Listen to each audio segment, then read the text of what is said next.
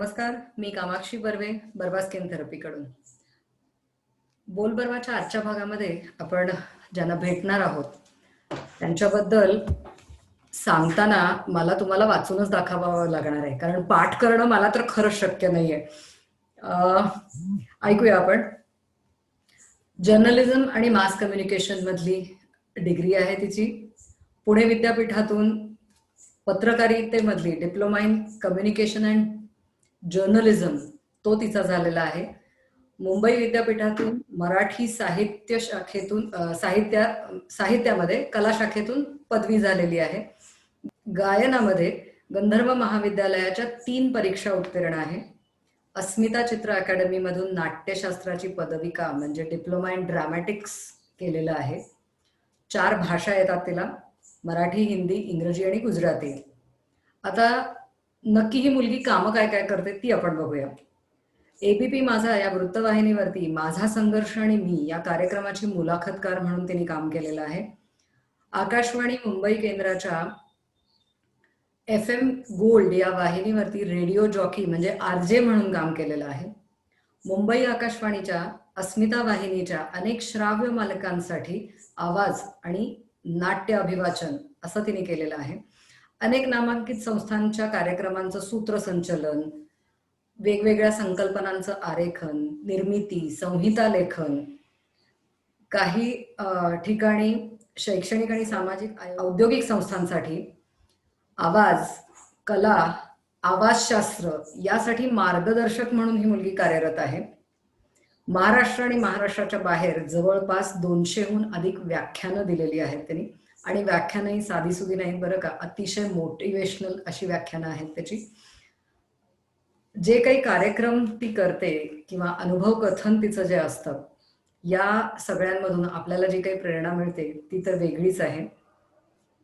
वेगवेगळ्या पुरस्कारांनी देखील ती सन्मानित झालेली आहे. निक्सोनिक नावाची एक जी वाहिनी आहे याच्यावरती आर यू अफ्रेड ऑफ या रूपांतरित मालिकेसाठी आणि साम टीव्हीवरच्या श्री गणेश या मालिकेसाठी जाहिरातींना तिने आवाज दिलेला आहे. डबिंग आणि व्हॉइस ओव्हर आर्टिस्ट म्हणून ती काम करते. अशा एका व्हर्सटाईल व्यक्तिमत्वाला आज आपण भेटणार आहोत आजच्या आपल्या कार्यक्रमामध्ये. तर आपण स्वागत करूया अनघा मोडक हिचं. Anagha, welcome to Bolbarva. Yes, thank you so much. And it's totally my pleasure. मला अनघाबद्दल ही सगळी माहिती सांगताना एक खूप छान अशी कविता देवगडचे श्री प्रमोद जोशी म्हणून आहेत, त्यांनी अनघावरती केलेली जी कविता आहे ती मला तुम्हाला सगळ्यांना सांगायची आहे. त्यांच्या कवितेचं नावच आहे अनघा मोडक भेटल्यावर. टोकच असणार काट्यांना, दगड व्हायला हवे पाय, गुदगुल्या करून बघा दुःख कधी रडेल काय. हात बर्फ केल्यानंतर कुठला चटका तवा देईल, तुम्ही आतून झुळूक व्हा तुमच्या सोबत हवा येईल. अनघा मोडक भेटल्यानंतर तुटल्या जागी आली पालवी, वादळ दिवा लावतं तेव्हा कुठली फुंकर प्रकाश मालवी. बाहेर काळोख मुरदाड होताच तिने सूर्यच लावला आत, ओठ जखमी असेल असू दे, गळा तरी राहील गात. दृष्टीलाच डोळे देतात अनघासारखे काही प्रकाश, माती असतेच पायाखाली, प्रज्ञा मात्र असते आकाश. अनघा म्हणजे निष्पाप याचा अर्थ आज खरा झाला, आरशापेक्षा अधिक नितळ आरशावरचा चरा झाला.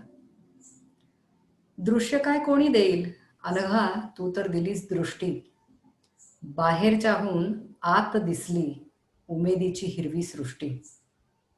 तुझ्या पाकळ्या मिटलेल्या पण उमलला आहे गंध, बऱ्याच वेळा दृष्टीपेक्षा दृष्टिकोनच असतो अंध.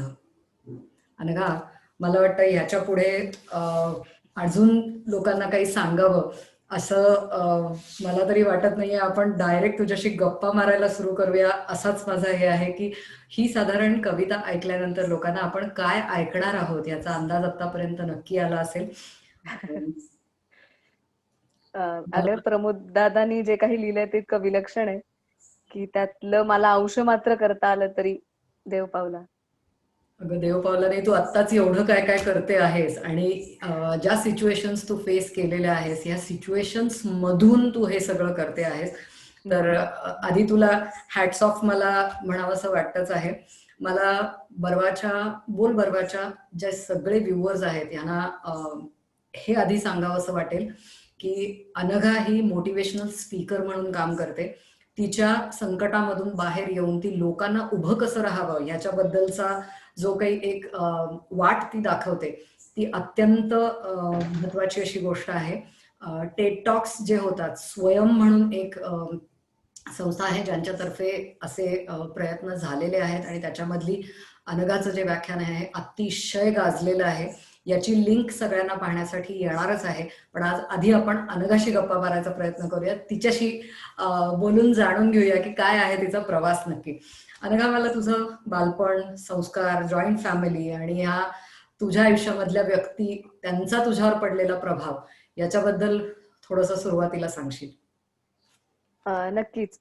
एकतर मला सुरुवात करताना छान वाटतंय. अगं मुळात तुमच्या प्रोडक्टचं फक्त नाही, तर तुमच्या सगळ्यांच्या कर्तृत्वाचं आणि अस्तित्वाचं नाव बरवा आहे. आणि आयुष्य बरवा असणंच गरजेचं असतं. क्या बात त्याच्याशिवाय आहे. अगं काही घडत नाही. कारण मला शब्दांची खेळायची सवय आहे. म्हणून फक्त सहज सुचलं म्हणून सांगते, की अगं ब म्हणजे बदल, र म्हणजे रमणीयताही आणि रसनाही आणि वा म्हणजे वात्सल्य. याची त्रिवेणी जेव्हा जुळून येते ना, तेव्हा आयुष्यात बरवे सुद्धा होतं आणि आयुष्यात येणारा सुद्धा बरवा असतो असं म्हणतात. क्या बात आहे अनघा. तर आमच्यासाठी एवढी मोठी कॉम्प्लिमेंट आम्हाला जर आज मिळणार असेल तर नथिंग लाईक इट. नाही का, खरंच म्हणजे ते नाव इतकं गोंडस आहे ना, की तुम्हा प्रत्येक वेळेला तुमच्यातली सकारात्मकता पुन्हा तुमच्यासाठी येऊन उभी राहते. आणि माऊलीच म्हणतात ना, तो हा विठ्ठल बरवा, तो हा माधव बरवा. आणि त्याची सुरुवात आहे रूप पाहता लोचनी.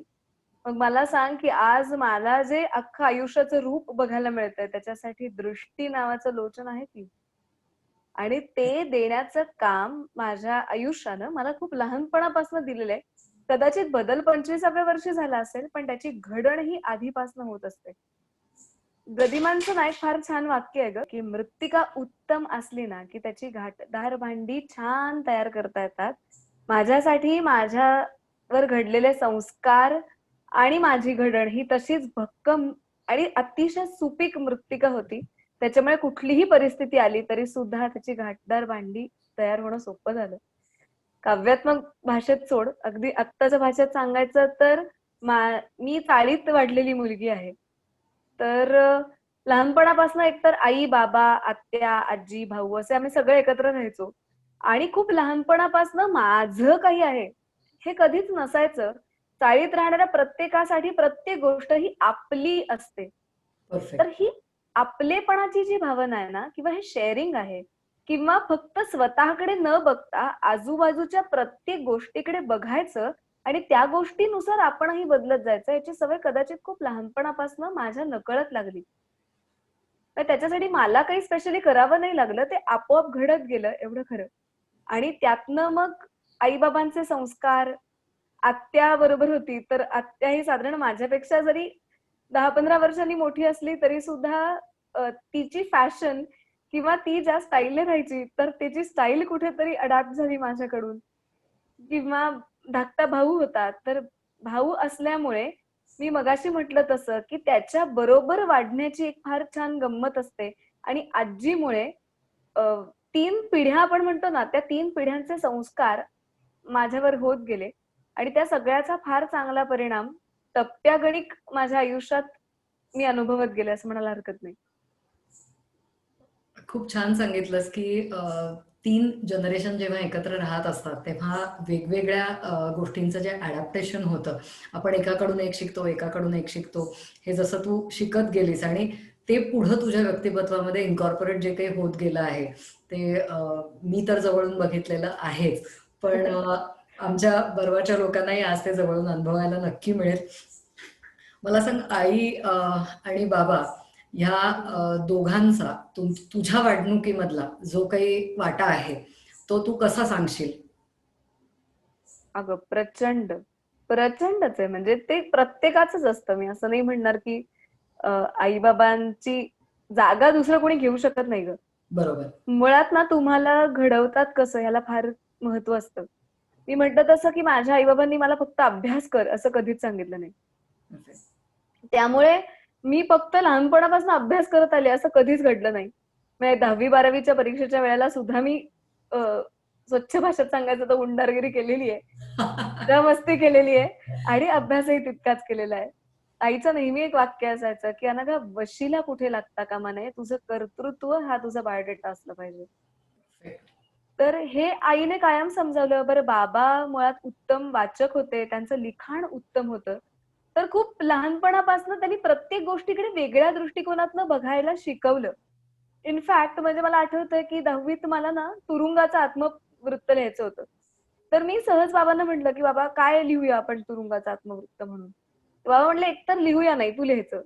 आणि दुसरी गोष्ट तुरुंग म्हणत असशील तर हे बघ, जिथे चोर दरोडेखोर राहतात तोही तुरुंगच असतो आणि जिथे क्रांतिकारक राहतात तोही तुरुंगच असतो. आता तू ठरवायचंय तुझा तुरुंग कोणता आहे?"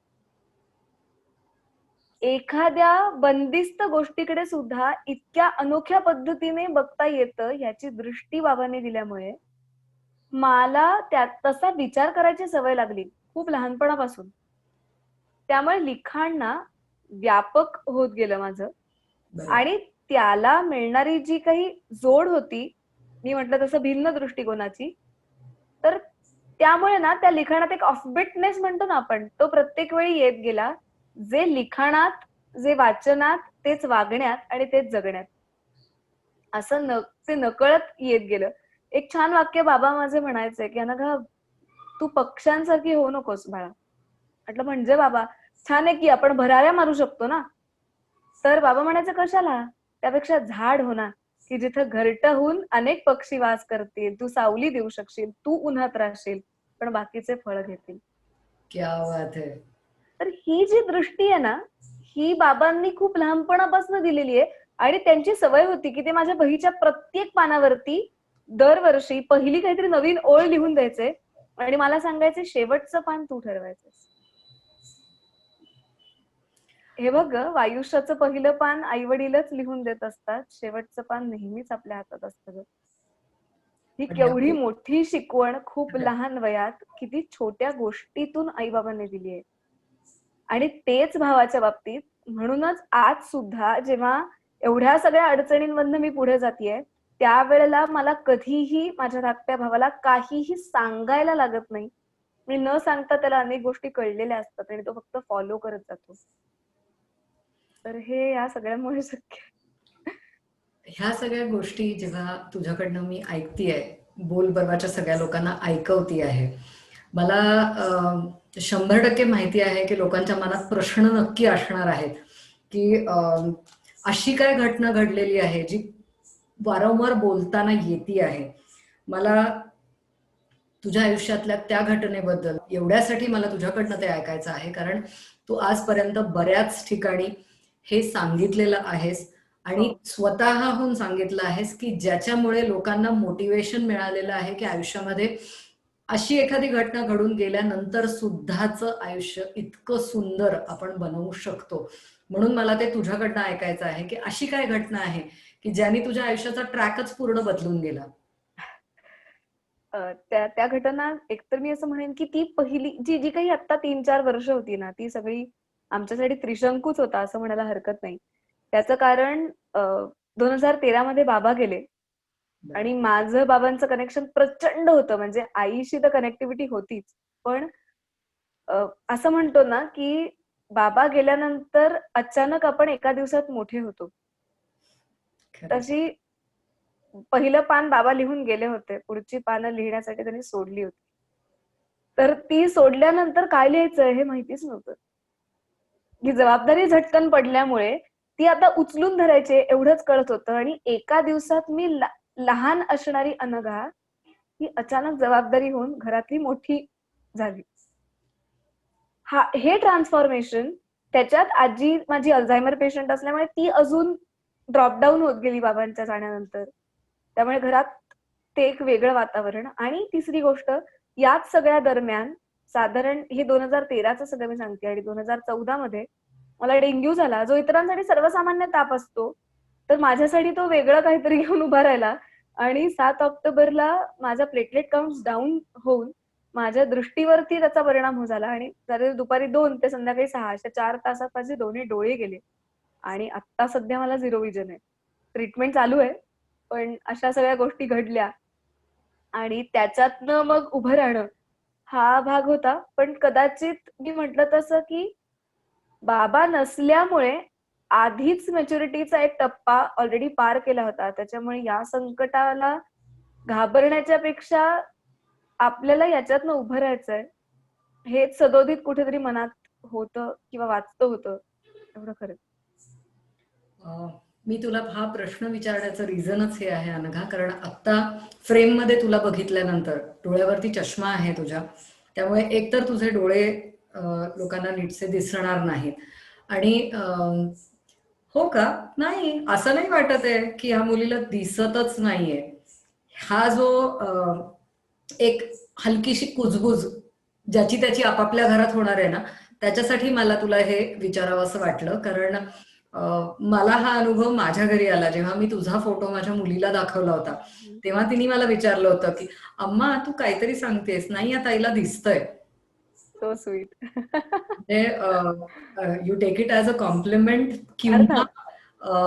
मला असं वाटतं की तुझा ओव्हरऑल अपिअरन्स जो पॉझिटिव्ह आहे त्याच्यामध्ये ही गोष्ट खूप कुठेतरी मागे पडून जाते. माणूस 2 डोळ्यांवरती प्रचंड अवलंबून असतो, मान्य आहे, पण तुझ्या बाबतीत हे मला तर कुठे असं होताना दिसत नाहीये की तू त्याच्यावरच फक्त अवलंबून आहेस म्हणून. कारण जी कामं तू करताना दिसती आहेस ती डोळस माणसांनाही धड जमणार नाहीत अशी कामं आहेत. मला सांगशील आता हे जे तुझं शिक्षण आणि तुझं काम आहे, तुझं निवेदनाचं काम असेल म्हण, एखाद्या प्रोग्रामचं अँकरिंग करण्याचं काम असेल म्हण, तू या सगळ्या संकटांनंतर हे कसं जमवतेस? हम्म.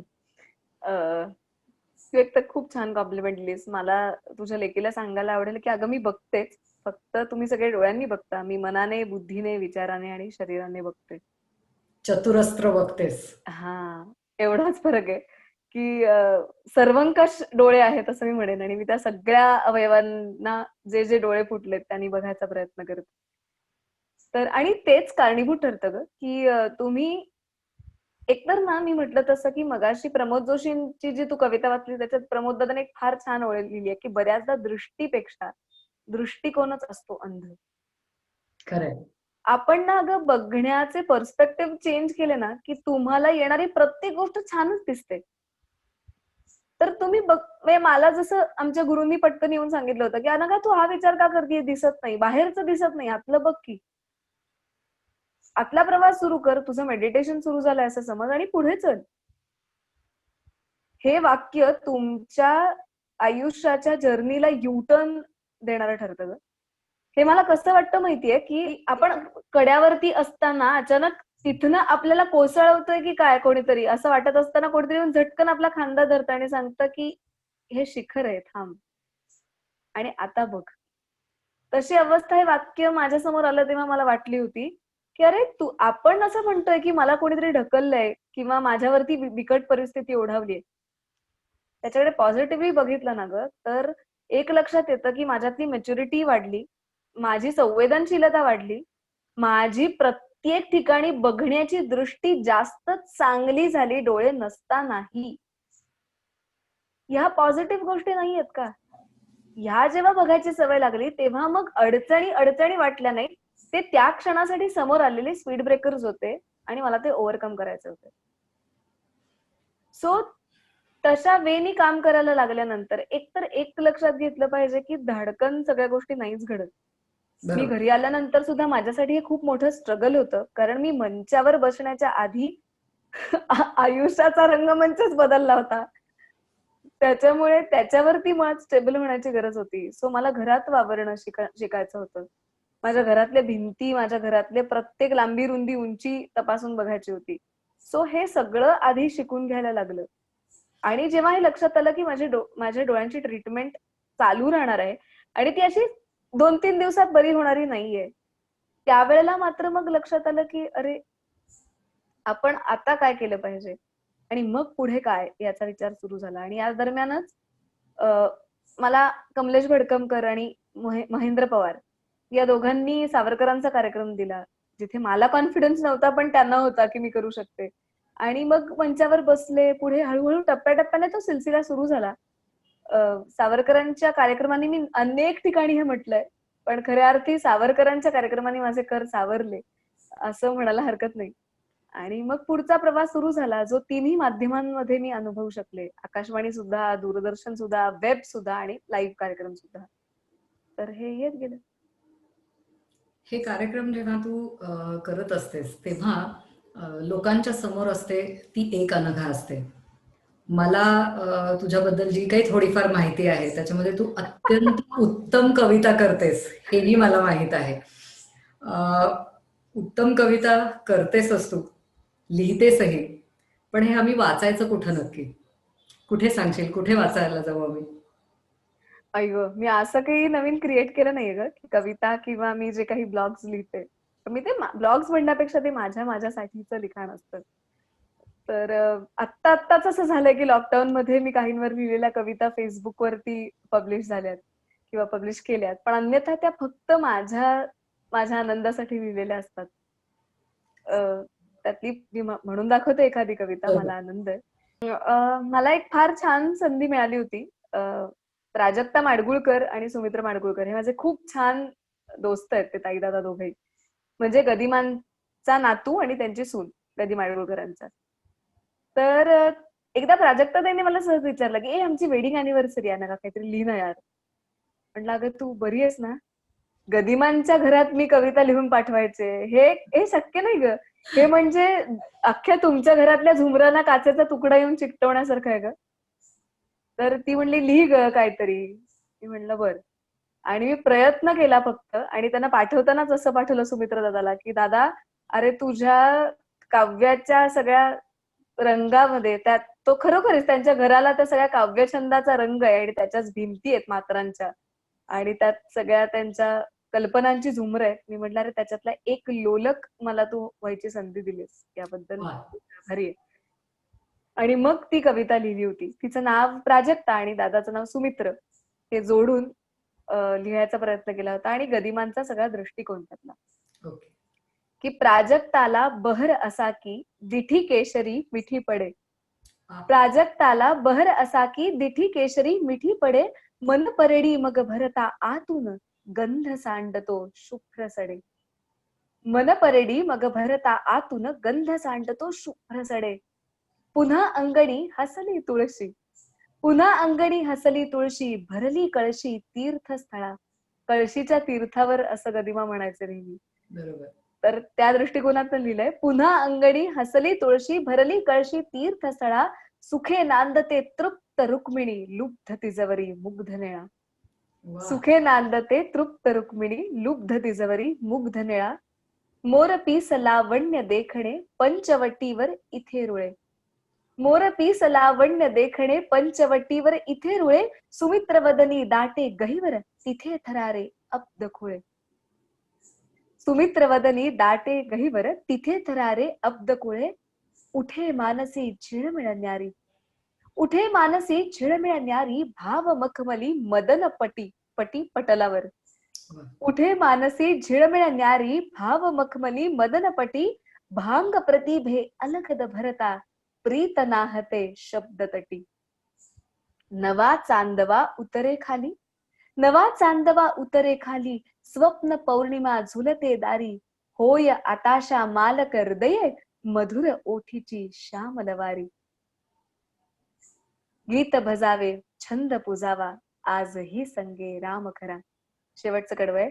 गीत भजावे छंद पुजावा, आजही संगे राम खरा, देववाणीचे ओज खळाळे, सरस्वतीचा चंद्र झरा. देववाणीचे ओज खळाळे, सरस्वतीचा चंद्र झरा. अशी कविता. सुंदर. मला वाटतं पंचवटी हा जो उल्लेख केलायस तू, गडी माडगुळकरांच्या घराचं नाव पंचवटी आहे ना? हो, गदिमांच्या घराच्या म्हणजे बंगल्याचं त्यांचं नाव पंचवटी. कुठेतरी पेपरमध्ये वाचलेला हा उल्लेख होता बहुधा. पण लक्षात होता तो पंचवटी हा शब्द ऐकल्याबरोबर कुठेतरी ते क्लिक झालं. येस. किती सुरेख लिहिलं आहे. सगळे टच पॉइंट्स जे आहेत हे म्हणजे त्यांच्यापासून, गदिमांच्या पासून, त्यांच्या लेखनापासून इतके छान पद्धतीने हाताळले गेलेत. आणि थँक्यू. मराठीवरचं तुझं जे प्रभुत्व आहे हे तर म्हणजे वाखाणण्याजोगंच आहे. कारण शब्द इतके असे निवडून निवडून वापरलेले असतो त्याच्यात. अं, नाही ग, मला एक गदिमांनीच दिलेत असं म्हणू शकतो आपण. ह्या लोकांनी जे काय करून ठेवलेलं आहे आपल्यासारख्या वाचकांसाठी ते तर म्हणजे अनमोल गोष्टी आहेत. ह्या फारसा मराठी मीडियमला न शिकलेली जी मुलं आहेत त्यांच्यापर्यंत हे नाही पोचत. पण काही वेळेला पोचवायचा प्रयत्न आमच्यासारख्या आया करून बघतात. चला मुलांच्या पर्यंत काहीतरी घेऊन बघूया म्हणून. बघूया खरंय. कितपत सफल होतोय आमचा प्रयत्न. मला एक सांगशील अनघा, तू निवेदन करतेस, तू काही प्रोग्राम्सचं अँकरिंग पण असतं तुझ्याकडे. तर विशिष्ट असे तुला स्वतःला आवडलेले असे कुठला प्रोग्राम आहे? 13 भागांची तू एक काहीतरी मालिका केली होतीस ना, गदिमा आणि बाबूजींच्या वरची. येस. तर मला सांगशील तू ह्या याच्यामध्ये नक्की जे काम केलं होतंस त्यातलं तुला स्वतःला आवडलेलं काम कुठलं? अगं अनेक कार्यक्रम आहेत की जे मनात घर करून राहतात. पण तेजाची आरती हे काहीतरी विलक्षण होतं ग. म्हणजे आपण म्हणतो ना की नवरत्न सगळीच छान असतात, पण एखादं तुमच्या फार जवळचं असतं, तसं तेजाची आरती माझ्या जवळचं आहे. कारण अगं 1.25 वर्षाची प्रोसेस, त्याच्यात अनेकांशी ऋणानुबंध जोडले गेले आणि थक्क करणारा गदिमा बाबूजींचा प्रवास आहे. तर मला स्वतःला असं वाटतं की मला प्रत्येक वेळेला अपग्रेड होण्याची संधी मिळाली ग, की ज्ञानाने सुद्धा, अनुभवाने, माहितीने आणि माझ्या स्वतःला ओव्हरकम करता आलं. म्हणजे मी ट्रेनने ट्रॅव्हल करायला लागले किंवा मी आकाशवाणी शोधायला शिकले, की ते कसं शोधायचं रस्ते हरवल्यावर. राजदत्तांसारख्या एखाद्या मोठ्या व्यक्तीची भेट झाली. पंचवटीत जाता आलं. गदिमांची ते सगळं घर, त्यांचं त्या सगळ्या भिंतींना स्पर्श करता आला. ते ज्या निळ्या कोचावर जाऊन त्यांनी म्हणजे बसून कविता लिहिल्या आहेत. तर अगं एखाद्या समाधी स्थळावर गेल्यावर आपण जितकं मनोभावे नमस्कार करतो ना, त्या निळ्या कोचाचं मला वाटतं, की अगं ती कृष्णाची निळाई त्यांच्या बैठकीला होती गं. आहा. म्हणून त्यांचे शब्द सुद्धा तसे मोरपीस होऊन कायम आपल्या काव्यावरती खोवले गेलेले आहेत सगळ्या. तर ही सगळी जाणीव तेजाच्या आरतीमुळे मला अनुभवता आली. आणि कॉन्फिडन्स केवढा वाढला माहितीये, की 13 भाग याचा अर्थ 120 निवेदन आहेत ऑलमोस्ट. जास्तच पण कमी नाही. आणि त्या 120 निवेदनांना गाण्याची तेवढीच आणि बरं प्रोसेस उलटी होती, की आधी निवेदनं आणि मग गाणी. बरं 13 भाग त्यांचे 13 टप्पे उलगडायचे होते. म्हणजे त्यांची सामाजिक जाणीव असेल, त्यांचं मैत्र असेल, त्यांचं बालपण असेल, त्यांनी कवितांवरती केलेलं प्रेम असेल, इतर गीतकार, संगीतकार, गीतरामायण एवढे पैलू होते. तर ते मी गमतीने आम्ही आणि नेहा मावशी आमच्या आकाशवाणीच्या ज्या नेहा खरे आहेत. तर मी तिला नेहा मावशी म्हणते. ती आम्ही नेहमी म्हणतो, की आम्ही त्रयोदश गुणी विडा फक्त देण्याचं काम केलं. तर तो तसा त्यांच्या गुणांचा विडा फक्त जमवायचं काम आमच्याकडे होतं ग. गुण त्यांच्याकडे होतेच. तर तो आम्ही केला आणि विलक्षण अनुभव होते. मी असं नेहमी म्हणते, की अगं काही कलाकृती ना आपण निर्माण करत असतो आणि काही घडतात. बरोबर. तेजाची कलाकृती ही घडलेली आहे. आम्ही केलेली नाही. अ, कुठलीही अडचण थांबवूच शकली नाही अगं त्याला. सलग भाग झाले आणि एवढा उदंड प्रतिसाद, म्हणजे आम्हाला थक्क करणारा प्रतिसाद होता, की आणि माझ्यासाठी फार गोड पावती आहे ग, की विद्यावाचस्पती शंकर अभ्यंकर जेव्हा त्यांनी हे तेजाची आरती ऐकलं, त्यावेळेला ते मला जेव्हा भेटले होते, तर त्यांनी मला विचारलं, "तुझं नाव काय?" मी म्हटलं, "अनघा." तर ते म्हणले, "छे! तुझं नाव प्रज्ञा आहे." म्हटलं, "काय?" "हो, म्हणजे तू प्रज्ञाच आहेस. चक्षू नाहीच, प्रज्ञा चक्षुच. तुझं नाव अनघा नाहीच, प्रज्ञाच." आणि ते मला आजही प्रज्ञाच म्हणतात. त्याने तेजाची आरती ऐकल्यावर पण तीच पावती पाठवली होती, की "प्रज्ञा, जे काही बोललीयस ते उत्तम आहे." अगं एवढ्या मोठ्या विद्यापीठ म्हणावं अशा माणसांची पावती मिळणं किंवा तो स्पर्श होणं, ही भरून पावलं ग. किंवा राजदत्त येऊन म्हणाले होते की तेजाची आरती ऐकली होती, आज बघितली, जेव्हा भेटले तेव्हा म्हणाले, आणि मिठी मारली घट्ट. तर ही उजळण नाहीये का ग? आणि त्या नावासारखं तेजस्वी पण त्या संपूर्ण 13 भागांनी मला दिलं, ही देवाची कृपा. आहेत युट्यूबवर ते भाग, तुम्ही सगळे अनुभवू शकता. अनघा जे आपल्याला सांगते आहे ह्या तेजाची आरती ह्या भागांचे जी लिंक असेल ही आपल्या बोलण्यानंतर खाली येणार आहे, त्यामुळे ज्यांना ही पाहायची इच्छा असेल त्यांनी युट्यूबवरती जाऊन जरूर पहा. आमच्या अनघाने काय कमाल केली आहे ही तुम्हाला तिथे नक्की पाहायला मिळेल आणि आपण सगळेजण त्या गोष्टीचा रसस्वाद देखील घेऊ शकाल. अनघा, मला असा एक प्रश्न तुला विचारावासा वाटतो की डोळे हा आपल्या शरीराचा एक खूप मोठा आणि महत्वाचा भाग असतो, असं आपण प्रत्येक जणच त्या गोष्टीचा अनुभव करत असतो. एका कळत्या वयामध्ये तुझी दृष्टी जेव्हा गेली तेव्हा स्वतःच्या अडचणी तू सामान्य कशा पद्धतीने करतेयस? मला हा प्रश्न तुला खरंच असा विचारावासा वाटतो, कारण लोकांना स्वतःच्या दुःखाचे डांगोरे पिटायची एवढी सवय असते. त्यात म्हणजे तुला ज्या काही अडचणी समोर येतात, तुला ज्या काही दुःख पाहायला मिळतात, त्याचं अर्ध सुद्धा आम्हाला पाहायला मिळत नाही किंवा आम्हाला त्याच्यातलं काहीही अनुभवायला लागत नाही. तरीही रडणाऱ्यांची संख्या कमी नाही आणि जे तू अनुभवतेस ते देखील तू लोकांच्या पर्यंत शेअर करत नाहीस. मग मला सांगशील की हे हे सगळं तू कशा पद्धतीने फेस करतेस? कुठून आणतेस ही ताकद?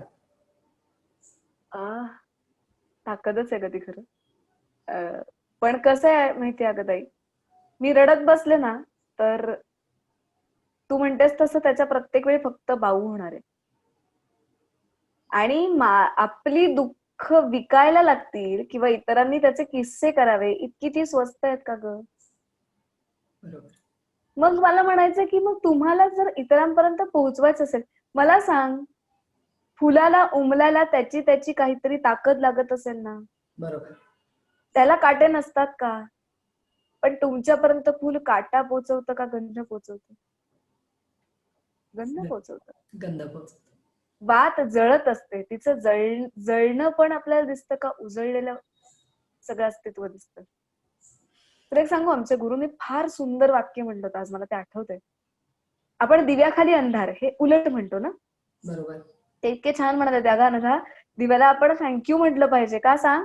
कारण काळोख तो कुशीत घेतो आणि प्रकाश इतरांना देतो. वंडरफुल. काय गोड गोड गोष्ट आहे बघी. मग मला सांग की त्यांनी मला पटकन तत्वज्ञान सांगितलं ना, की माझ्यासमोर मला काळोख कुशीत दिलाय, मी काळोख द्यायचा का दिवा होऊन प्रकाश द्यायचा? अत्यंत महत्वाची गोष्ट तू सांगते आहेस, ज्याला एक गोंडस नाव इंग्लिशमध्ये दिलं गेलंय, मोटिवेशनल स्पीकर. पण मोटिवेशनल स्पीकर पेक्षा सुद्धा तू जगण्यातला तो जो भाव सांगते आहेस की काळोख कुशीत घ्या आणि उजेड द्यायचा प्रयत्न करा, जो तू रोज जगते आहेस, रोज हा प्रयत्न करते आहेस आणि रोज आमच्यापर्यंत तुझं उजळणं पोचतंय. एक सांगू का ताई, अगं काळोखाशिवाय सूर्यालाही महत्व नसतं ना. काळोखाशिवाय चांदण्यांनाही महत्व नसतं. मग मला सांग की नक्षत्रांना सगळ्या नक्षत्रांना लखलखत्या काळोखाची भीती नसते. आपण नक्षत्र झालो तर काळोखाची भीती उरणार नाही. मग आपण ठरवायचं असतं की चांचल्याचा ग्रह व्हायचं, इतरांना ग्रह करू द्यायचा, का ध्रुव ताऱ्यासारखं अढळ व्हायचं, हे आपल्या हातात आहे. आणि म्हणून मला ती दुःख विकायला नाही आवडत ताई. अनेक गोष्टी माझ्या समोर येतात. मी असं म्हणत नाहीये की येत नाहीत. सर्वसामान्य गोष्टींपासून असामान्य गोष्टींपर्यंत 90% चांगल्या गोष्टी समोर आल्या असल्या तरी 10% त्या अशा असतात की ज्या 90वरतीही विचार करायला भाग पडतील. पण आपण बघत असताना एक फार छान वाक्य आहे की एक तो हम जीतते हैं या हम सीखते हैं. तो या हम जीतेंगे नहीं तो हम सीखेंगे. बरोबर. बरोबर. तुम्ही शिकलात किंवा तुम्ही जिंकलात, या दोन गोष्टींमध्ये तुम्ही शिकून जिंकलात हा जो भाग तुझ्याकडनं आम्हाला आज ऐकायलाही मिळतोय, पाहायलाही मिळतोय. तू जे टेड टॉक्स द्यायला जातेस, जे बोलायला जातेस, लोक तुला ऐकायला येतात. हे का आणि कशासाठी याचा अनुभव बर्वाचे लोक तर आज करता आहेतच. म्हणजे या सगळ्या गंभीर वातावरणाला ना मला थोडंसं हलकं करावंसं वाटतंय. अनघा, तू दिसतेस तितकी गंभीर खरंच नाही आहेस. जेव्हा मी तुला हसताना बघते तेव्हा तुझ्यातला तो जो एक खट्याळपणा आहे हा कुठे ना कुठेतरी बाहेर येताना दिसतो, जो कदाचित तुझ्या फक्त जवळच्या मित्रमैत्रिणींच्या, कुटुंबियांमध्ये इथेच फक्त येतो का? अं, हो, बऱ्याच वेळाला. अगं कसं आहे की मंचावरती अ, निवेदन करत असताना कधीतरी गंमत करते मी. तो खट्याळपणाही येतो. येत नाही असं नाही म्हणत मी. कधीतरी एखादा पॉइंट मिळावा लागतो तेव्हा तो दिसतो. पण बहुतांश वेळेला ते गांभीर्य किंवा अ, त्याची खोली ह्याची आवड जास्ती असल्यामुळे ना, तुला आता सांगू पुन्हा निवेदिका असल्यामुळे काव्यात्मक भाषेत सांगते थोडंसं. अगं ज्यावेळेला समुद्राची खोली दिसत असते ना, तेव्हा माणिक मोती तिथे दिसत असतात. त्यामुळे तो तिथे आपण म्हणतो ना, त्या तळापर्यंत जात असतो आणि तेव्हा समुद्र स्थिर असतो. पण अगं आपल्या जवळच्यांचा किनारा मिळाला, की समुद्राच्या लाटा उसळतात की नाही. हा हा हा, क्या बात तसंच है. आहे, की माझ्या जवळचे किनारे मला मिळाले, की माझ्यातलं चांचल्य उफाळून येतं आणि मग लाटावर लाटा. मग तिथे ते फुटण्याची भीती नसते, कारण किनारा आपला असतो. खरंय. आता या या लाटांच्याकडनं तुझ्यापर्यंत काय येत असेल असा जेव्हा प्रश्न मला येतो तेव्हा मला एक असं म्हणजे मी जेव्हा कधी तुझे फोटो बघते, निवेदनाच्या संदर्भातलं काही जेव्हा ऐकायला मिळतं, तेव्हा मला एक प्रश्न असा छोटासा प्रश्न असतो, पण अ, तू प्रेझेंटेबल असतेस कायम. हं, हं. तुझ्या व्यक्तिमत्वामध्ये एक प्रसन्नता असते. तोच भाग आहे तुझ्या ड्रेसिंग सेन्समध्ये सुद्धा. म्हणजे प्रश्न असू शकतील लोकांना, की तुम्हाला दिसत नसताना सुद्धा तुम्ही एवढ्या प्रेझेंटेबल कशा बरं राहता? हा मागे येणारा एक प्रश्न जो आहे, याच्याबद्दल तू काय सांगू शकशील? सांग बरं. हा प्रश्न अनेकांनी विचारलाय मला. अगं गंमत सांगते काही दिवसांपूर्वी घडलेली. म्हणजे लॉकडाऊनच्या आधीची गोष्ट आहे. मी काही शॉपिंगला गेलो होतो मी आणि माझी बहिणी. आणि आम्ही हस्तकलामध्ये गेलो असताना त्याने समोर एक ड्रेस काढला आणि मी म्हटलं, "ओ नाईस ब्रासो." तर तो तर तो दुकानदार उडाला आणि तो तो त्याने असं, "इनको दिखता है?" तर ती म्हणली, "नहीं." इन्होंने कैसे पहचाना ये ब्रासो है?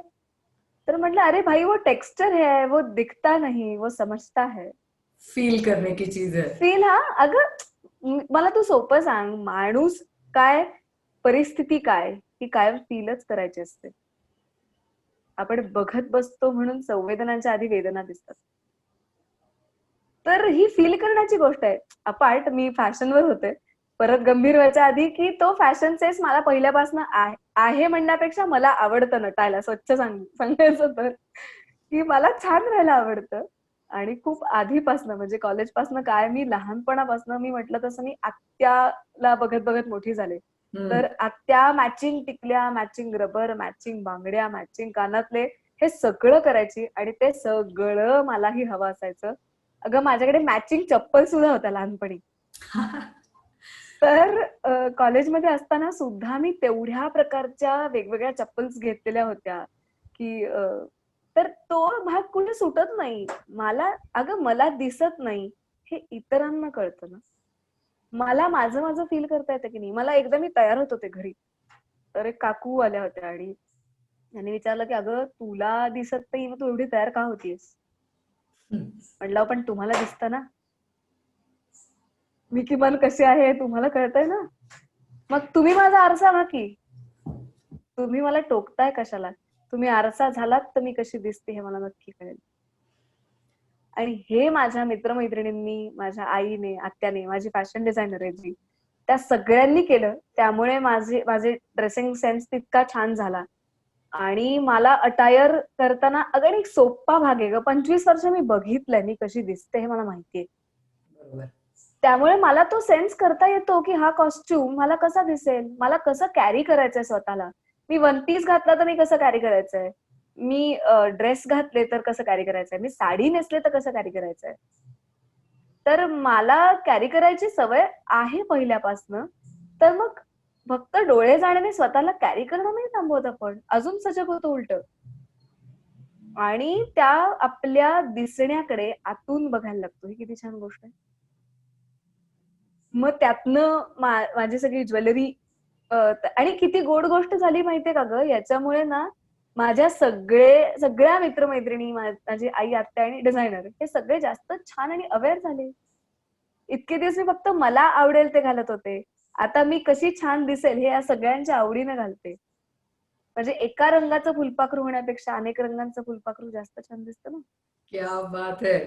म्हणजे तू शॉपिंगला जातेस हाही एक भाग, म्हणजे लोकांच्या आश्चर्याचा भाग आणि भुवया उंचवणारा तर आहे. अरे आय एम शॉपहॉलिक गर्ल. मी वेडी आहे शॉपिंगची. ते साधारणपणे मी तुझ्या फोटोज मधनं तुला विचारणारच होते की तुझ्या प्रत्येक ड्रेसवरती एक सुंदरसं मॅचिंग कानातलं मला बघायला मिळतं, आणि याची निवड तू नक्की करतेस कशी, याच्याबद्दल प्रश्न तर असणारच आहे डोक्यात. माझ्याही प्रश्न डोक्यात नक्की आहे तो. अरे that whole credit goes to माझी मैत्रीण आहे आभा म्हणून. आभा, माझी बहिणी विनंती आणि माझी मैत्रीण पूनम. आणि अर्थात माझे बाकीचे सगळे मित्रमैत्रिणी, आई आत्या तर असतातच. पण ह्या तिघी जणी, आभा मला दरवेळेला जेव्हा जेव्हा भेटते तर तेव्हा ती साधारण असा गुच्छ म्हणते मी त्याला कानातल्यांचा. असा कानातल्यांचा गठ्ठा नाही, तो गुच्छच असतो. तो गुच्छ हातात देते आणि ती इतकी ट्रिमेंडस पोरगी आहे की तिला माहितीये की माझ्याकडे कुठले कानातले आहेत, कुठले नाहीयेत, आणि ती तसे चूज करून आणते. मग ती ट्रेन मधनं जाईल, ती कुठल्या तरी मॉलमध्ये जाईल, ती कुठल्या तरी एक्सपो मध्ये जाईल, ती जिथे जाईल तिथे तिला बेस्ट वाटलं की तिथे कानातलं उचलते. आणि हे हे अनघाला भारी दिसेल तर ती मोडू म्हणते मला गमतीनं. तर ती घेऊन येते आणि ती इतकी क्यूट आहे की ती आल्यानंतर म्हणते की, आणि मला सगळ्यात छान गोष्ट काय वाटते माहितीये ताई, ती आजही म्हणतेस की ए मोडू डोळे मीट मीट ना. आणि ती मला डोळे मिटायला लावते आणि ती म्हणते हे घे, आणि ती हातात आणून ठेवते आणि म्हणते आता उघड आणि बघ. ही जी दृष्टी आहे ना, ही जी माझ्या मैत्रिणींनी जपलीये, यामुळे मी तुला सांगते की माझी मैत्री खूप डोळस आहे. आणि I am very much glad about this की ती अजूनही ते करते. अगं माझ्याकडे किमान 400-500 कानातले आहेत.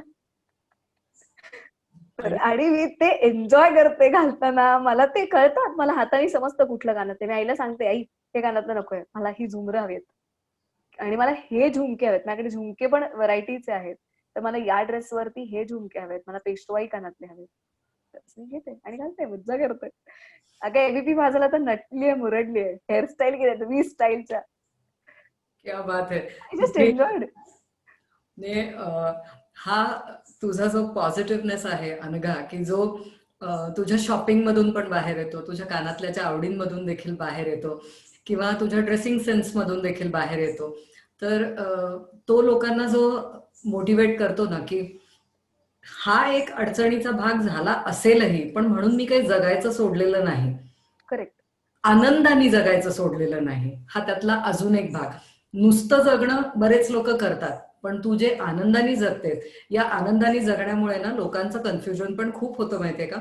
मागे म्हणजे एकदा तुझ्याशी जेव्हा गप्पा मारल्या होत्या मी, तेव्हा मला हे कळलं होतं म्हणजे. पण मला तो इन्सिडन्स तुझ्याकडनं ऐकायला नक्की आवडेल, की फोकस तुझा किंवा तुझं चालणं ह्याच्यावरून तुला लोक कित्येकदा टोकतात की ओ मॅडम जरा प्लीज खरं सांगा ना, हा प्रकार नक्की काय आहे, हा लोकांना ऐकवायलाच हवाय, तू सांग नक्की. अरे आता ना मी जिने चढत असते.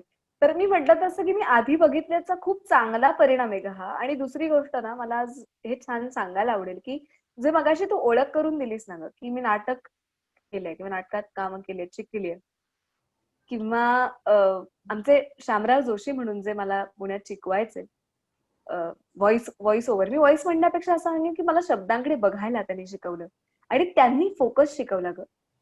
तर ते आम्हाला सांगायचं की डोळे मीट आणि अनघा बघायला सुरुवात कर. एकूण एक अक्षर तुला डोळे मिटून दिसलं पाहिजे. आज मी काय करतेय सांग. हे जर मी डोळे मिटून अक्षरांकडे बघायला शिकलं असेल, तर तेच मी माझ्या चालताना पण त्या गोष्टींकडे बघायला शिकले. आणि त्यांनी आम्हाला फोकस शिकवला होता की कशा पद्धतीने तुम्ही एखाद्याकडे फोकस टाकायचा. दुसरी महत्वाची गोष्ट, बऱ्याचदा मला बोलत असताना उंची कोणाची किती आहे त्याचा आवाजावरनं अंदाज येतो. तो माणूस बसलाय का उभा आहे, तो माझ्याशी काय डिस्टन्स वरून बोलतोय. आवाजाचा बऱ्यापैकी अभ्यास सतत करत असल्यामुळे माझ्यासाठी ती गोष्ट छान असते. अगं, जे माझे रोजचे लोक आहेत ना, त्यांना मी पकडते की ते जर काहीतरी माझ्याशी बोलता बोलता व्हॉट्सअपवर काही करत असतील तर मी सांगते की तुझं काही काम करून झाल्यावर आपण बोलू. ते ते असे असतात की यार हिच्या समोर आयुष्यात काही काम करत बोलायचं नाही. ही तर मला विचारलं होते का नाही तुला कसं कळतं, मी म्हटलं अगं पॉज. कारण तुम्ही माझ्याशी बोलत असताना रोज पॉज घेता, त्याच्यापेक्षा पॉज वाढला तर याचा अर्थ तुमचं कॉन्सन्ट्रेशन तरी लूज आहे किंवा तुम्ही तुमच्या ट्रान्समध्ये तरी आहात. माझ्याकडे लक्ष नाहीये. ही एक गोष्ट. आणि दुसरी गोष्ट, ह्याच्यावरनं आवाज आणि माणसं मुख्य तुम्हाला कळायला लागतात. ती तुम्हाला किती फसवतायत, ती तुम्हाला का फसवतायत. हा, ही मी बरीचशी रोजची मंडळी म्हणते. खूप नवीन असतील तर हे अंदाज नाही येणार, कारण हा रियाजाचा भाग आहे. बरोबर. आणि दुसरी गोष्ट, चालणं याच्यात मी ट्रेन्सच्या पायऱ्या किती असतात हे बघितलेलं असल्यामुळे मी ज्या स्पीडने पायऱ्या चढते तर म्हणजे अ- आजही लोकलनी प्रवास करतेस? हो हो. मुंबई? अगं अनेक जण करतात. हो हो हो हो. हो, पण अगं मी तुला म्हणणार ना की माझ्यासाठी तेजाची आरती हा तोच टप्पा होता. आणि एक सांगू का ग, मी हे मान्य करते की रादर माझे अनेक जन्मांध मित्रमैत्रिणी असे आहेत की जे एकटे प्रवास करतात. मी अजून त्याच्यावर ओव्हरकम नाही करू शकले. हा माझा ड्रॉबॅक आहे, मी मान्य करते. पण मी हळूहळू त्याच्यावर मात करेन. पण आत्ताही मी कोणाच्या तरी मदतीने जातेच आणि बिनधास्त जाते. म्हणजे मी गर्दीत पण जाते, पायऱ्याही तितक्याच फास्ट चढते, पळते त्यांच्या मदतीने अर्थात. तर म्हणजे गाडीतनं चढताना उतरताना एकदा त्यांनी हँडल पकडून दिलं की मी आत जाते. किंवा काय म्हणू की त्या पायऱ्यांचा अंदाज असल्यामुळे एक पायरी सोडून जर चढायचं असेल तर किती चढायला लागेल या सगळ्याचा अंदाज असल्यामुळे ते करता येतं. अर्थात कुठलीही जीवावरती रिस्क घेऊन काहीही करत नाही, हे नक्की सांगते. म्हणजे एवढा वेडेपणा नाही. पण तुम्हाला कधीतरी काही वेळा स्ट्रेच करावं लागतं, त्यावेळेला तुम्ही करणं भाग असतं. आणि याच वेळेला घडलेला इन्सिडेंट आहे जो तू सांगतेस की मी पायऱ्या चढत असताना कोणतरी एक बाई समोरून धावत आले आणि त्यांचा धक्का मला लागल्यावर मी थोडी सरकले. तर ते एवढा जोरात ओरडून विचारलं, दिखता नाहीये क्या? तर मी त्यांच्याकडे बघून विचारलं की आपको दिख रहा है ना? आणि एकदम त्याच्या लक्षात आलं की ओ आय एम सो सॉरी. आणि मग ती बाई पटकन म्हणाली की आप इतना एटीज चढ़ रहे थे कि मुझे पता ही नहीं चला कि आपको नहीं दिख रहा है. तर मी तिला शेक हँड केला आणि म्हटलं थँक्यू फॉर द कॉम्प्लिमेंट. तर ती बाई वेडी झाली. ती मला म्हणाली की आर यू मॅड? म्हटलं no, I am aware what I am talking about. तो ती म्हणाली कि कैसे? मतलब अरे नहीं, जीना इतना ही आसान हो सकता है जब हम इस तरीके से देख सकते हैं कि आपका धक्का लगने के बाद आपने पूछा ना तो ठीक है, मतलब मुझे दिखना स्टार्ट हो गया है अंदर से, ऐसे मैं कह सकती हूँ. तर ती बाईने असं टॅप केलं डोक्यावरती आणि म्हणले you are amazing my girl, thank you so much. आणि तिने मला मिठी मारली आणि म्हणले की अरे आज सुबह सुबह मुझे एक एंजल मिली है. आणि मग ती गेली. असे भेटतात अनेक. आज आम्हालाही एक एंजल भेटली आम्ही नक्की म्हणू शकतो. कारण तू जो स्वतः मधला प्रकाश आतून बघते आहेस, तुला जो तुझ्या गुरूंनी आतून बघायला शिकवला. कारण वय वर्ष 25 असेपर्यंत तू हे सगळ्यांसारखं तू हे जग बघितलेलं आहेस.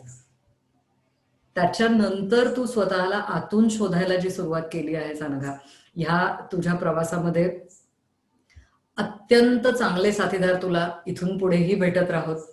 अनघा, मला एक सांगशील की ही बाहेर जिना चढणं, जिना उतरणं, ट्रेननी जाणं येणं, ही सगळी कामं तू बाहेर जी करते आहेस तशीच कामं तुला घरी पण करायची असतात का? तुझ्या घरच्या जबाबदाऱ्या नक्की असतात काय? येस येस असतात ना. का तुला काही सूट मिळते? छे छे छे छे. आई आई माझी जेवढे लाड करते ना तेवढे फटके देते. त्यामुळे असे काही सूट वगैरे नसते. तर आणि मुख्य सांगू, एरवी काय होतं ग, एरवी कार्यक्रमांच्या गडबडीत मला खूप कामं नाही करता यायची. हळूहळू आईने शिकवली होती. पण लॉकडाऊन ही बेस्ट संधी, बंदीतली संधी असं आपण म्हणू. तर ती मला साधता आली. आणि आमच्या सगळ्या मावशांनी सुट्टी घेतल्यामुळे आईवर प्रेशर येऊ नये या गोष्टीतून ही जबाबदारी जास्त छान पार पाडू शकले. की जिथून मग काय छोट्या छोट्या गोष्टी होत्या ग, पण मला नव्याने करता आल्या. माझ्यासाठी ती छान प्रोसेस होती, की जिथे मी म्हणजे चिराचिरी करायला शिकले, की कांदा टोमॅटो चिरणं, कोशिंबिरीचं चिरून देणं, सगळ्या बीट कुठल्याही कोशिंबिरीचं किसणं काही असेल तर ते किसणं, नारळ खवणं, भांडी घासणं, लादी पुसणं, कणिक मळून देणं, कपड्यांच्या घड्या तर तेव्हाही घालता येत होत्या, कपडे वाळत घालायची सवय आधीपासून होती. तर ह्या सगळ्या नवीन गोष्टी खूप सहज करायला शिकले. अर्थात त्याची सवय झाली, त्याचा रियाज सराव झाला. आता काय, आता मी बिंदास करते. आई मला सांगते की हा जरा 4 भांडी ठेवले घासून घे आणि आहे आवर, हे फ्रीज मध्ये टाक सगळं काढून, मी माझं पुढचं काम करतेय, तोवर तू एवढं करशील. म्हटलं ओके. त्यामुळे मग ते सगळं काढून फ्रीज मध्ये ठेवणं, तिकडलं काही पुसायचं असेल तर पुसून घेणं, लाद्या पुसणं, सगळं आरामात जमतं. आता काही प्रॉब्लेम नाही. एक तरी अगदी एक बेड तरी मध्ये गाद्या ठेवण्यापर्यंत सगळं व्यवस्थित अलाईन करता येतं. एक तरी फील्ड असं आहे का रे, जे तू मोकळं सोडलं आहेस? बहुधा सगळ्या मी तू आता करते आहेस. अगं आईने मला मोकळं सोडलंय म्हणून एवढं सगळं करता येतंय. म्हणजे घरापासून मंचापर्यंत सगळीकडे तुझा वावर आहे तर. थोडस गंमत ग, थांबण्यापेक्षा काम चालू ठेवणं बेस्ट. परफेक्टली. मला एक गोष्ट सांगशील अनघा, संवाद शाळा हे काय आहे? तू नवीन सध्या सुरू केलेलं आहेस असं तू सांगती आहेस, तर हा काय प्रकार आहे? आमच्या ऐकणाऱ्यांना काय सांगशील? येस, संवाद शाळा हा माझ्या लॉकडाऊन मध्ये म्हणजे काय म्हणून इन्व्हेंट झालेला उपक्रम आहे. तर अनेकांनी मला सांगितलं होतं निवेदन ऐकून, की यार आम्हाला तुझ्यासारखं बोलायला शिकायचंय, आम्हाला शिकवशील का? तर या सगळ्या कार्यक्रमांच्या मांदियाळीत ते जमत नव्हतं. पण लॉकडाऊन मध्ये ती संधी साधता आली. आणि मग मला फक्त निवेदन, एक सांगू का ताई, फक्त निवेदन आणि सूत्रसंचालन, व्याख्यान या गोष्टी उत्तम बोलण्याशी निगडीत नसतात. मुळात तुम्हाला उत्तम संवाद साधता आला ना, तर तो सगळ्यांशी साधता येऊ शकतो. गप्पा मारणं ही सुद्धा कला आहे ग एक. आणि ती सर्वसामान्य आयुष्यात आली तर ती, मी त्याची टॅगलाईनच ठेवली, प्रपंचापासून मंचापर्यंत, शब्दांकडून संवादाकडे. वा. तर तुम्हाला त्या प्रपंचातही छान कम्युनिकेट करता आलं तर तुमचा वादांचा काय म्हणू, वादापासून तुम्ही संवादापर्यंत जाता आणि संवादापासून सुखसंवादापर्यंत जाता. हीच पायरी असते, ही प्रोसेस असते. मग तुम्ही तुमच्या बोलण्याकडे, तुमच्या उच्चाराकडे, तुमच्या प्रत्येक शब्दांची जी अ, उच्चारणाची पद्धत आहे त्या पद्धतीकडे, पट्टीकडे, आवाजाच्या उंचीकडे बघितलेत का? मग त्याकडे तुमची दृष्टी थोडीशी वळवा ना. त्याने अनेक गोष्टी साध्य होऊ शकतात, तंटे कमी होतात आणि तुमचं संभाषण अधिक सौंदर्यपूर्ण होऊ शकतं. तर या थोडक्यात वोकल कल्चर असं आपण त्याला म्हणू शकू. तर ते मी डिझाईन केलं आणि म्हणून त्याचं नावच संवाद शाळा आहे, की ज्याच्यात आपल्याला मज्जा करता येते. आपल्याला कंटाळवाणी नाही वाटत शाळा कधी. तर तसा उपक्रम सुरू केलाय ज्याच्यात मी कम्युनिकेशन स्किल्स शिकवते. आता आम्हाला सांगायला खूप छान वाटतंय, की माझ्या जवळपास 12 बॅचेस झाल्यात बेसिक आणि 3 ऍडव्हान्स बॅचेस झाल्यात. आणि आता आमच्या पुढच्या बॅचेस पुन्हा नोव्हेंबर एंड पासून सुरू होतील, ज्याच्यात आता लहान मुलांच्या बॅचेस डिसेंबर मध्ये आम्ही सुरू करतो आहोत, की ज्याच्यात साधारण 10-11 वर्षाच्या मुलांपासून 15 वर्षाची मुलं असतील आणि बाकीचे पुढच्या बेसिक ऍडव्हान्स तर चालूच आहेत. असा उपक्रम आहे. येस, आणि आमच्या संवाद शाळेची अख्खी टीम आम्ही सगळे मिळून काम करतो. त्याच्यात मी शिकवते, माझ्याबरोबर को होस्ट असते रुहिता सोमणखेर आणि आमचं सगळं संपूर्ण कॉर्डिनेशनचं काम बघते प्राची दातार.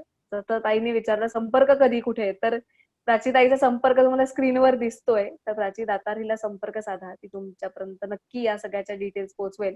आणि आमचं व्हॉट्सअप हँडल करणारी स्मिता कुलकर्णी. सो आम्ही सगळे मिळून छान काम करायचा प्रयत्न करतोय आणि लॉकडाऊन जास्त सुंदर कसा करता येईल याचं, हे यासाठी छोटासा अट्टहास असं म्हणायला हरकत नाही. परफेक्ट.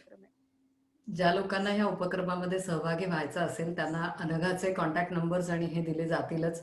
वेबसाईट, ईमेल हे सगळं दिलं जाणार आहे. जरूर आपण अनघाला यासाठी कॉन्टॅक्ट करू शकता. 100%. अनघा, मला अजून एक सांगशील की म्हणजे मी हा प्रश्न खूप कमी लोकांना विचारते, पण मला तुला विचारावा असा जरूर वाटतो की बर्वाशी तुझा जो संपर्क आला, तू बर्वा या शब्दाचा इतका सुंदर डिस्क्रिप्शन मी माझ्या आयुष्यात तरी ऐकलेलं नाही आहे. तू बर्वाबद्दल त्या आत्मीयतेनं का बोललीस तेही मला सांगशील? अगं मी जेव्हापासनं मी 12वी पासनं बरवा वापरते. तर आणि कोणीतरी मला सहज एक भेट म्हणून ते आणून दिलं होतं. ती म्हणते की "अगं अनघा तू का" आणि मी 12वी पासनं कॉलेजमध्ये निवेदनं करत असल्यामुळे मंचावरती तेव्हापासनं आहे. बरोबर. तर ते सगळे असे होते की अगं फाउंडेशन्स लावून मेकअपने चेहरा खराब करून घेण्यापेक्षा हे बघ हे साजूक तुपातलं आहे. हे वापरून बघ. तर मी अशी होते की "ओ वॉव!" म्हटलं ओके. आणि मग मी ते वापरायला सुरुवात केल्यावर अगं साजूक तूप खायला आवडतं, तसं काय त्वचेला नाही आवडणार? तिलाही खायला आवडतं. तर त्यामुळे त्या साजूक तुपातल्या बेसमुळे ना, कुठल्याही प्रकारचा त्रास माझ्या स्किनला होत नाही. हे बघितलं मी आपोआप अटॅच झाले त्या गोष्टीशी. आणि मग ते वापरायला लागले. आणि मधला एक काळ असा होता, की मध्ये मला ही प्रॉडक्ट्स हवी होती, पण ती मला मिळेना. किंवा माझा संपर्क कुठेतरी तुटला होता आणि अचानक एकदा म पार्लरच्या ग्राहक पेठेत अनिरुद्ध दादा दिसला आणि अ, ते आईने सांगितलं, की "अगं तुला तुझी प्रॉडक्ट्स जी वापरतेस बरबाती इथे आहेत."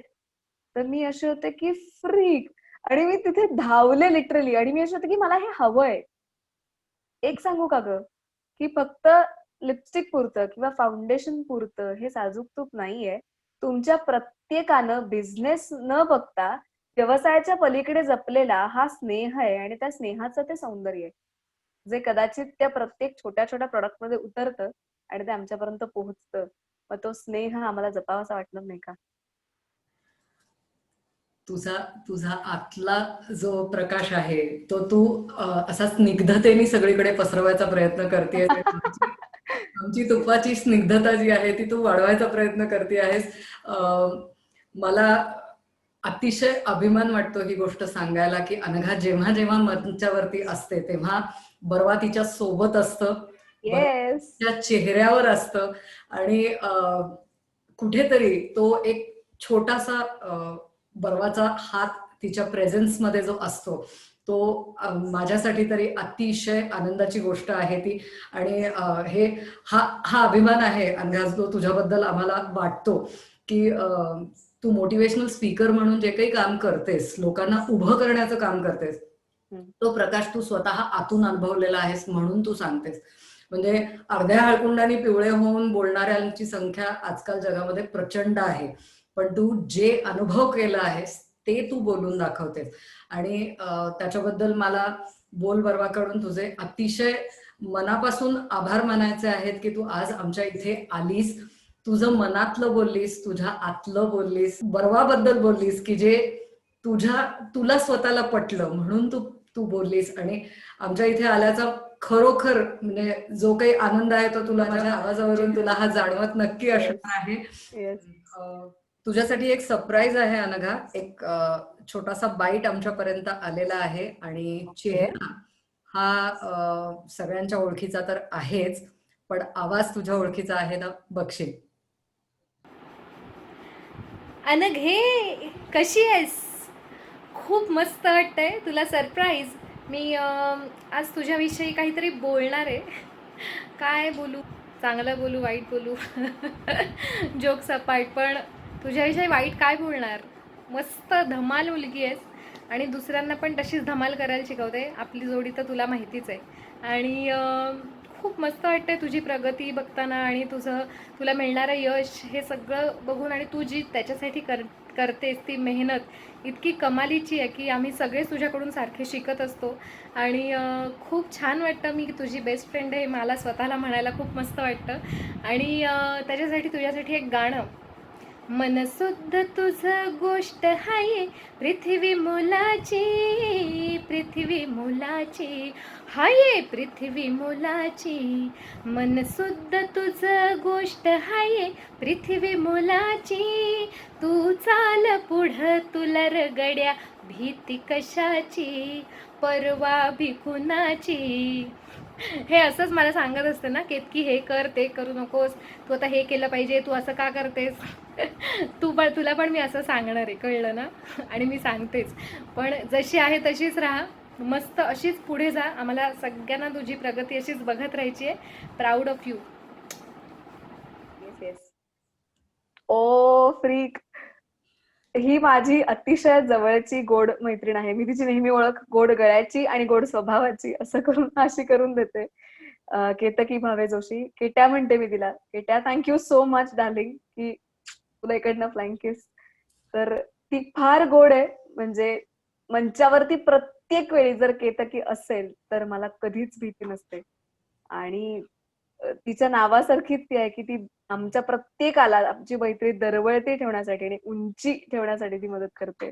Love you so much darling. खूप गोड बोललीस and I am very happy for this. केतकीला आपण सगळेजण आत्ता जे गाणे ताऱ्यांचे गाणे साऱ्यांचे हे हा चालू आहे त्याच्यामध्ये आपण सगळेजण पाहतो आहोतच. सो हा बाईट होता अनघासाठी स्पेशल.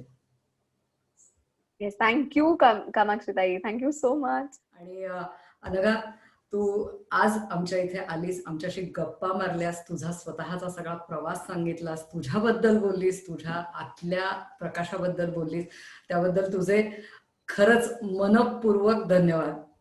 अरे थँक्यू सो मच. इतकं छान तुझ्याशी गप्पा मारायची संधी मिळाली. मला खूप मजा आली.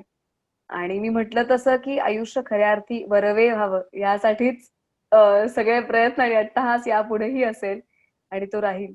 जाता जाता मी काही दिवसांपूर्वी सहज 4 ओळी लिहिल्या होत्या, त्या फक्त सांगते. जरूर सांगशील. की तापल्या आहेत तारा तोवरी गाऊ नघे.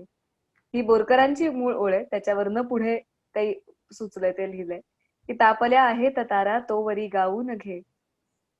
आत गाभारा खुला बघ षड्ज तू पाहू नघे. आत गाभारा खुला बघ षड्ज तू पाहू नगे. सन्मित्र आहे संगती लयताल तेजल आरती. सन्मित्र आहे संगती लयताल तेजल आरती. ज्योतिर्मयाची प्राणपूजा त्यात तू वाहू नघे. तापल्या आहेत तारा तोवरी गाऊ नघे. गंधारलेल्या कंठवीणा गंधारलेल्या कंठवीणा नादावलेली ब्रह्मतारी. गंधारलेल्या कंठवीणा नादावलेली ब्रह्मतारी. उजळलेली स्वर दिवाळी तू दिवा तेवून घे. उजळलेली स्वर दिवाळी तू दिवा तेवून घे. तापल्या आहेत तारा तोवरी गाऊन घे. माझं आयुष्य सुद्धा खऱ्या अर्थी तसंच आहे, की ते कुठल्याही क्षणी थोडस तप्त झालंय असं वाटलं तर आपण तपस्वी होऊन त्याच्याकडे बघावं. म्हणजे जळण्याची भीती वाटत नाही. उजळण्याची परंपरा सुरू राहते. तर ही खऱ्या अर्थी माझ्या आयुष्यात जी निवेदनामुळे स्वर दिवाळी होतीये, त्याच्यात मला फक्त दिवा होऊन तेवढाचं सामर्थ्य मिळू दे एवढीच प्रार्थना आज या सगळ्या निमित्ताने करते. आणि तुम्हा सगळ्यांना दिवाळी झालीये तरी सुद्धा आयुष्यात जे जे तेज येईल त्या तेजाच्या प्रकाशमयी शुभेच्छा. थँक्यू. Thank you so much.